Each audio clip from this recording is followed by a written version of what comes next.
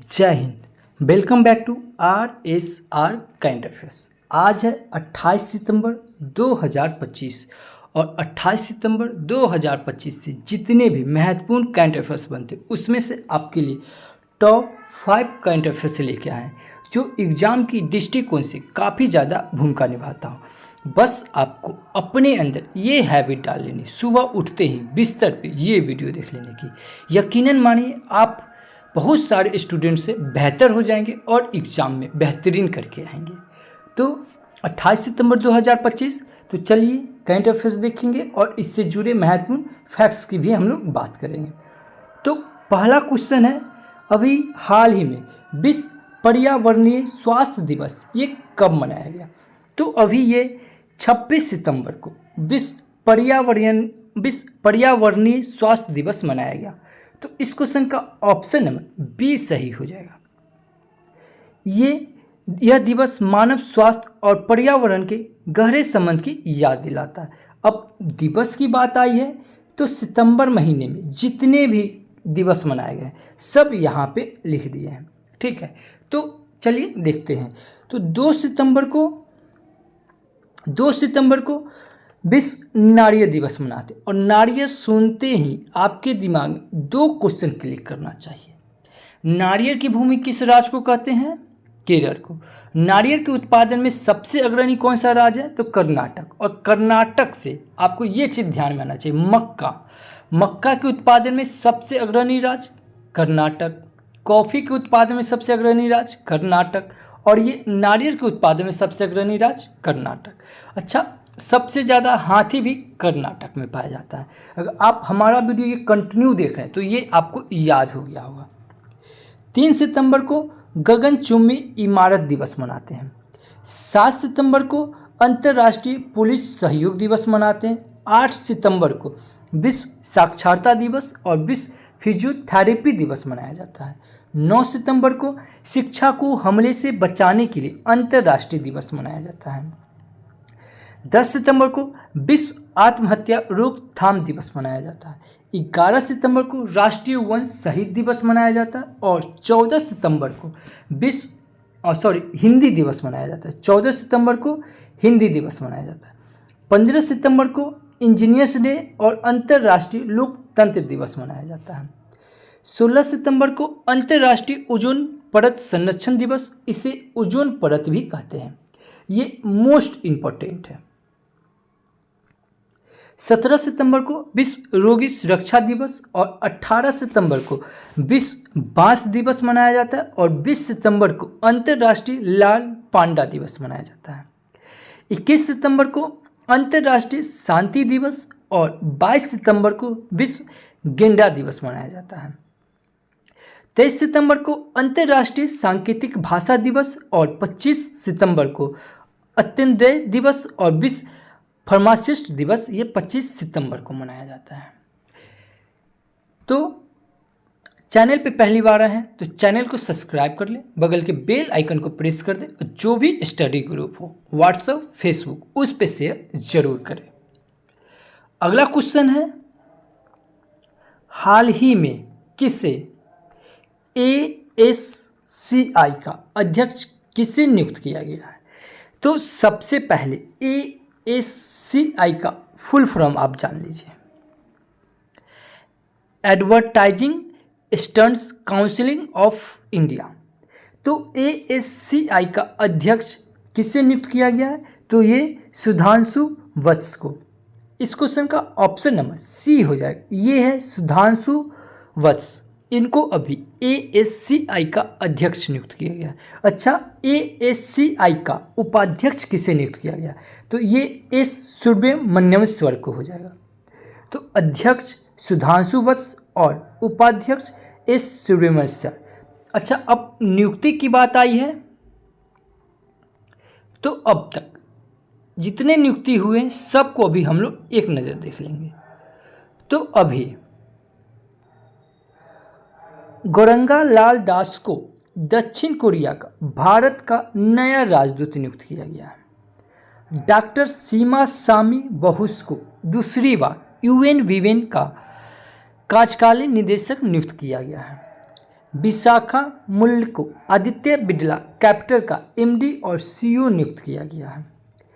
प्रदीप कुमार प्रजापति को AILA का निदेशक कार्यभार संभाला है। FSIB ने SBI के MD के रूप में रवि रंजन को नाम की सिफारिश की है। अभिषेक सिंह को नाइजीरिया में भारत का अगला उच्च आयुक्त नियुक्त किया गया है। तो इतना इस क्वेश्चन से हमें जानकारी मिलता है। अच्छा, अगला क्वेश्चन है, अभी UPI भुगतान स्वीकार करने वाला 8वां देश कौन बना? तो अभी UPI भुगतान स्वीकार करने वाला 8वां राज्य ये कतर बना। ठीक है, तो इस क्वेश्चन का ऑप्शन नंबर बी सही हो जाएगा। अब कतर, तो ये है मैप में कतर। कतर की कैपिटल हो जाएगा दोहा और कैपिटल की करेंसी हो जाएगी कतरी रियाल और कतर के प्राइम मिनिस्टर मोहम्मद बिन अब्दुल रहमान। कौन? मोहम्मद बिन अब्दुल रहमान, ये कतर के। अब अगला क्वेश्चन है,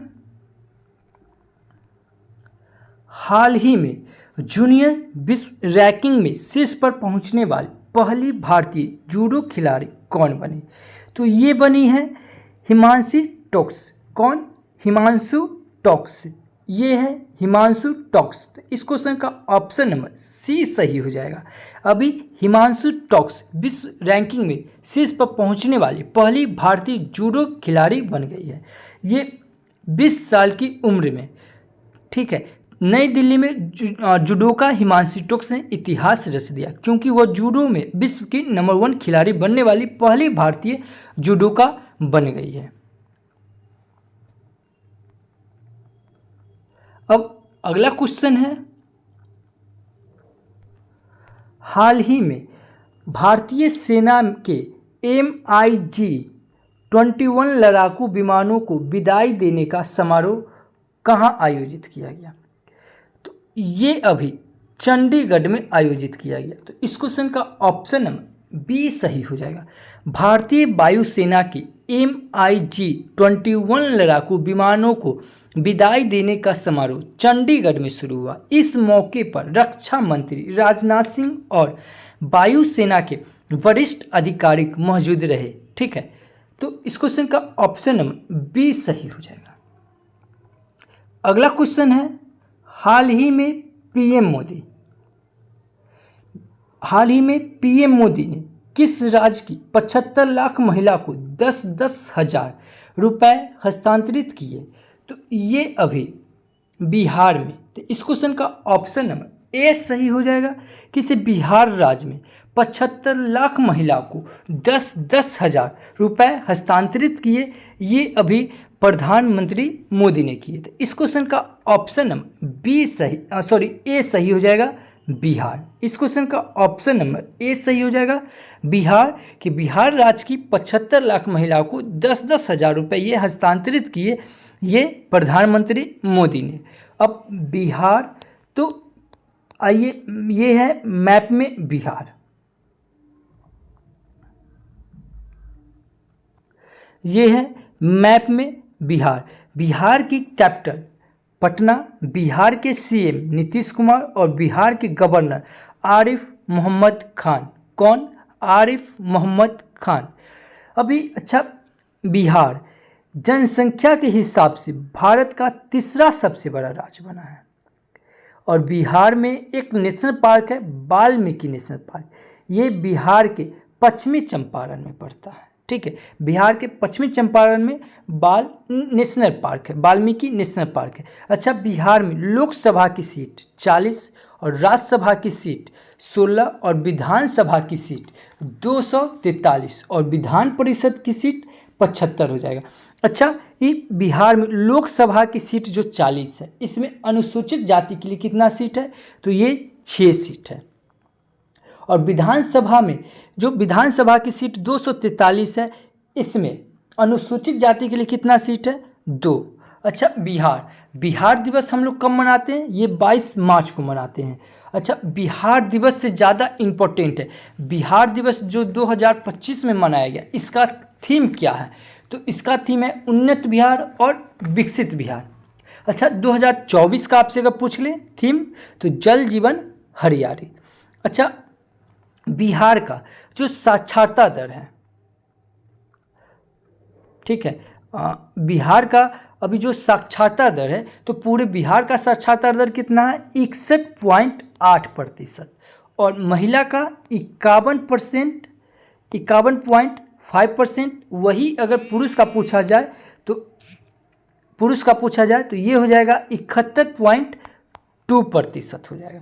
ठीक है, तो इतना ध्यान में रखेंगे से पूरे बिहार का साक्षरता दर कितना है? 61.8%। और महिला का है 51.5% और पुरुष का है 71.2%। इतना आपको ध्यान में रखना होगा।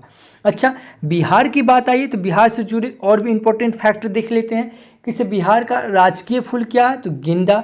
राजकीय पक्षी क्या है? तो गोरैया। राजकीय वृक्ष क्या है? तो पीपल। राजकीय पशु क्या है? तो बैल। और राजकीय चिन्ह क्या है? तो बोधि वृक्ष। और राजकीय भाषा क्या है? तो हिंदी और उर्दू। अच्छा, बिहार की अभी ये 2011 के अनुसार 2011 के अनुसार बिहार की जनसंख्या कितना है? तो 10,40,99,452। और बिहार का क्षेत्रफल कितना है? तो 94,163 वर्ग किलोमीटर। 94,163 वर्ग किलोमीटर। ठीक है, तो इतना ध्यान में रखेंगे। अच्छा, एक मोस्ट इंपॉर्टेंट और क्वेश्चन आपको हम बताते हैं। बिहार में एक काबल झील है, ठीक है, ये 39वां, ये एशिया का मीठे पानी का झील है। तो ये कहाँ है? बिहार के बेगूसराय में। तो बिहार से इतना क्वेश्चन आप बनता है। चलिए अब आगे देखते हैं। बिहार की बात आई तो बिहार से इंपॉर्टेंट फैक्ट्स और देखते हैं। तो न्यायमूर्ति पीवी बजंतरी ने पटना हाई कोर्ट के मुख्य न्यायाधीश के रूप में शपथ ली। बिहार के मुख्यमंत्री ने बेरोजगार स्नातकों के लिए 1,000 रुपये मासिक भत्ते की घोषणा की। मरियम फातिमा बिहार की पहली महिला फीडे मास्टर बनी। कृषि निर्यात को बढ़ावा देने के लिए APEDA ने बिहार में पहला कार्यालय खोला। बिहार के नालंदा जिले के राजगीर में रॉयल भूटान बौद्ध मंदिर का भव्य उद्घाटन किया गया। बिहार कैबिनेट ने महिलाओं की नौकरियों के लिए महिला रोजगार योजना को मंजूरी दी। प्रधानमंत्री मोदी ने बिहार के गया में ओटा सिमरिया गंगा पुल का उद्घाटन किया। जस्टिस नागेश्वर राय को बिहार का क्रिकेट एसोसिएशन का लोकपाल नियुक्त किया गया। तो इतना इम्पोर्टेंट बनता है। अब आगे है, अगला क्वेश्चन देखेंगे।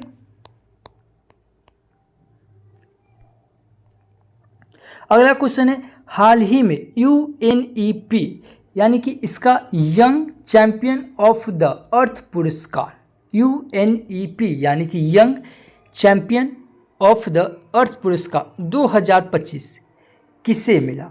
तो ये जिनाली मोदी को मिला। ये है जिनाली मोदी। इस क्वेश्चन का ऑप्शन नंबर C सही हो जाएगा। जिनाली मोदी अभी young championship of the earth पुरस्कार 2025 मिला। अगला क्वेश्चन है, हाल ही में कहाँ तीर्थ यात्रियों के लिए भारत का पहला AI आधारित कमांड सेंटर स्थापित किया? तो ये अभी तिरुमाला के तिरुपति देवस्थानम ने। तो कहाँ? तिरुमाला के तिरुपति में। तो इस क्वेश्चन का ऑप्शन नंबर B सही होगा कि तिरुमाला के तिरुपति में तीर्थ यात्रियों के लिए भारत का पहला AI आधारित कमांड सेंटर स्थापित किया। तो इस क्वेश्चन का ऑप्शन नंबर B सही हो जाएगा। अगला क्वेश्चन है, हाल ही में किस राज्य सरकार ने